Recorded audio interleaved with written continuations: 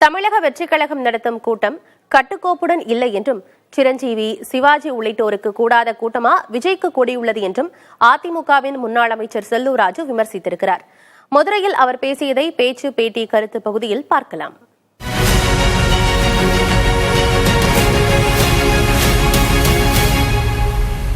தமிழக வெற்றிக் கழகமா அவங்க நடக்கிற கூட்டத்தில் என்ன நடக்குது?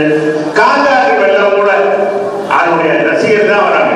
இன்னும் உறுப்பினர் அவங்க கனவு திமுக அந்த தமிழக வெற்றிக் கழகத்துடைய உறுப்பினராக அவங்க கட்டுக்கோப்போடு இல்லை. 67 காங்கிரஸை ஒழித்த அண்ணாவை போல திமுகவை ஒழித்து கட்டியது எம்ஜிஆருடைய சாணக்கியத்தனம். அந்த சாணக்கியத்தனம் விஜய்கிட்ட இருக்கா? சிரஞ்சீவிக்கு கூடாத ரசிகர் கூட்டமா, நம்ம சிவாஜி கணேசனுக்கு கூடாத கூட்டமா, பாக்கியராஜுக்கு கூடாத கூட்டமா, டி ராஜேந்திரனுக்கு கூடாத கூட்டமா, அடுக்குமுறையில பேசக்கூடிய எத்தனை கட்சி நடிகர்கள் என்றாலே கூட்டம் கூடத்தான் செய்யும். விஜய்க்கு அவரை நடிகர், அவரை கதாநாயகனாக முன்னணி கதாபாத்திரம் நடிச்சவர், அவருக்கு ரசிகர் கூட்டம் இருக்கு. நம்ம அதையெல்லாம் குறைபாடு இல்லை.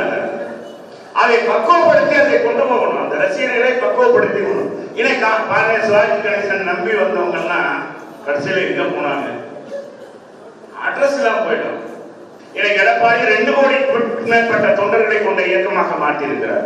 ஒரு சாதாரண சாமானியர் இன்னைக்கு நிர்வாகிகளை முடுக்கிவிட்டு அனுப்பி ஒரு தடவை எங்களை எல்லாம் கூப்பிட்டு பேசி தான் செய்கிறார்.